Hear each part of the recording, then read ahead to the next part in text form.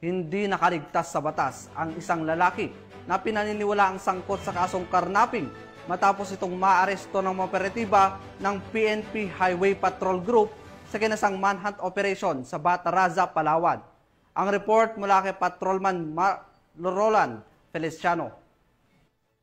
Ang isang lalaking suspect sa kasong karnaping sa ikinasang manhunt operation ng mga tauhan ng HPG Mimaropa sa pamumuno ng kanilang regional chief na si Police Colonel Christian B. De La Cruz at sa pangunguna ni Police Major Randy Esibal sa Purok Manggahan, Barangay Rio Tuba, Bataraza, Palawan nitong nakarang araw. Ang nasabing operasyon ay buwat sa isang impormasyong galing sa Barangay Information Network o BINA na ang nasabing suspect ay namataan sa lugar kung saan ito nahuli. Ito nga ang pahayag ni Police Major Randy Esibal sa nasabing operasyon. Nakatanggap po tayo ng impormasyon sa tulong ng ating BIN sa ating komunidad. Isang suspitsado na may warrant of arrest, agad-agad na nagtungo sa location ng ating subject. Nandoon yung suspect, so nagkasa kami ng operasyon na apprehend ng maayos yung suspect natin. Dinala natin sa police station upang sa ganoon magkaroon ng booking.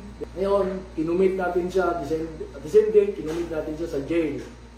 Isang paalala po sa Provincial Highway Patrol Team Palawan na kami ay patuloy sa aming serbisyong sinumpaan. Patuloy namin hanapin ang mga kriminal nang sa ganon kami ay lubos na makakatulong sa mga biktima. Sa bisa ng warrant of arrest na nilagdaan ni Honorable Chito Rada Mendoza, presiding judge ng RTC Branch 165 sa Brooks Point, Palawan na walang nirekomendang piyansa. Binasahan nga ang suspect ng kanyang karapatan sa salitang kanyang nauunawaan at ngayon ay nasa kustudiya ng HPG Palawan habang inaantay ang pagharap nito sa korte. Patunay lamang ito na hindi tumitigil ang pambansang pulisya na huliin ang mga taong may pananagutan sa batas at mapanatili ang kapayapaan at kaligtasan ng ating mga kababayan. Kami ang Highway Patrol Group, ang kakampi nyo sa kalsada na patuloy na magbibigay ng serbisyong HPG dahil dito sa ating bagong Pilipinas, ang gusto ng pulis, ligtas ka.